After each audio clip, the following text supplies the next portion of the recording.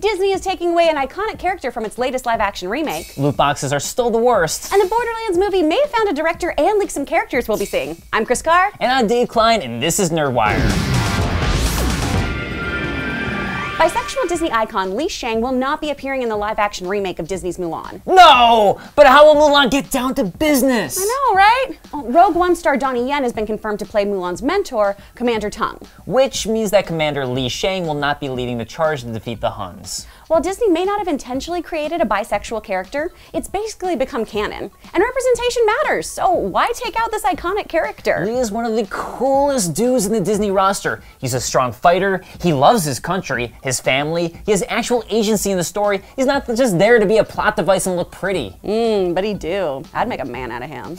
According to the casting call for the film, Mulan's love interest instead will be a rival soldier called Chen Honghui, and sorry if I'm mispronouncing that, who initially is a bully to her, him, whatever pronoun you want to use. Either way you slice it, Honghui sounds like a dick. The casting breakdown describes Honghui as, quote, strapping, cocky, and handsome. Honghui is another recruit who joins Commander Tung's unit, and he's determined to be the best soldier in human history. Full of himself, with a mean bullying streak to him, he quickly realizes that Mulan is his chief rival, but does not realize that she is a woman.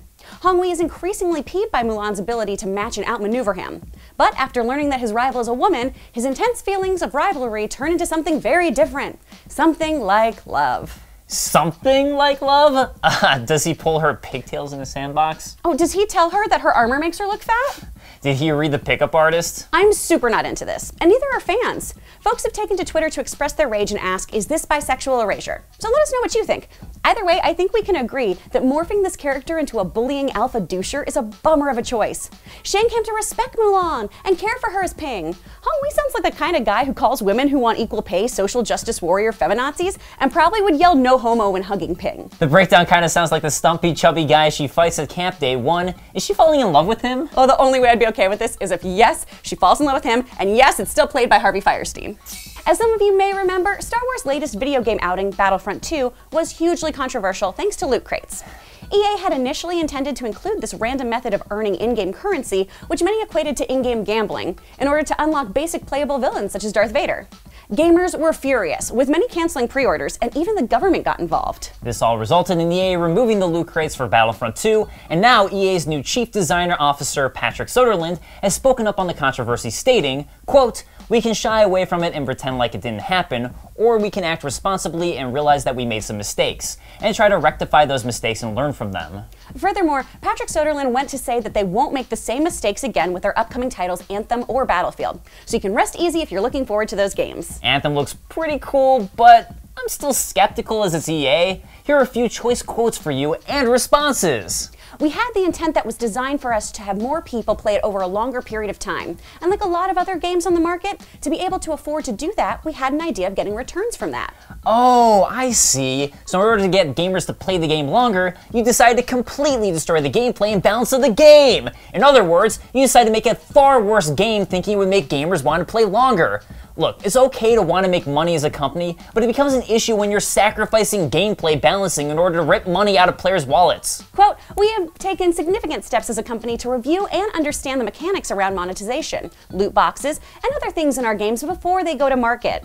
For games that come next, for Battlefield or for Anthem, players have made it clear that we can't afford to make similar mistakes, and we won't." Okay, so they're not really saying they aren't going to do monetization or even loot boxes, just that they're not going to do it in a way that enrages gamers and the government. This is where my skepticism lies. But let me just stand on my soapbox for a second. Oh, do you want the Apple box that I'm standing on? These words have such weight, I don't even need it. Hey publishers, I'm talking to you. When you add systems like loot boxes or even paying for items that are just cosmetic, which you used to be able to unlock in a game as part of the full package, we notice. Not only that, but you're sacrificing your game for an extra buck. I'm tired of supporting games that do this, and my money will be going elsewhere. And I'm sure others are getting sick of it too. I'll stand with Nintendo and From Software, who aren't screwing us over. Anthem looks cool, yeah, but if it has a single additional monetization, you're not getting a dime out of me. And you're not making a man out of me. Yeah! Only Li Shang can do that.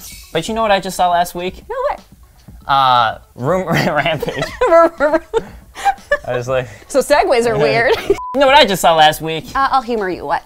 Rampage, the new Dwayne "The Rock" Johnson movie based on a video game franchise. How was it? So dumb.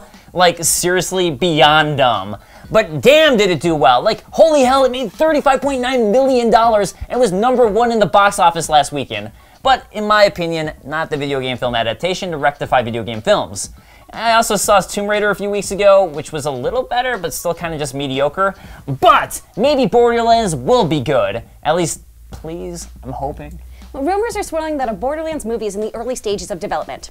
According to that hashtag show, Avi Arad, producer of The Amazing Spider-Man 2, is overseeing development. That's not going to give people confidence at all. Okay, well just wait. Owen Uriel, screenwriter of The Cloverfield Paradox, has been working on the script. That's not going to give people confidence either. Yeah, really not. Finally, it sounds like director Chris McKay, who directed the Lego Batman movie, might be getting offers from Lionsgate, as he's expressed interest in the past. Either way, it sounds like Gearbox is invested in the film and genuinely wants it to be good. So if anything's a good sign, that's the one. The rumors also suggest that fan favorite characters Ms. Moxie, Sir Hammerlock, Krieg, and Claptrap will appear in the intergalactic alien vault hunting adventure, but will focus around a new cast of vault hunters, including a jaded and cynical soldier similar to Axton and a mysterious superpowered siren similar to Maya.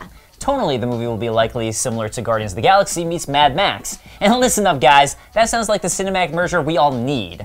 I don't just want it, I need it. Be good, Borderlands, strip the flesh, salt the wound!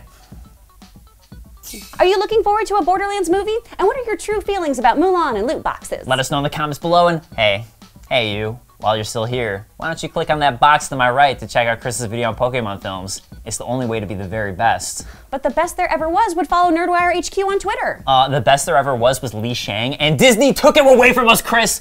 Disney took him away. Aw, you fought good, Lee. You fought good.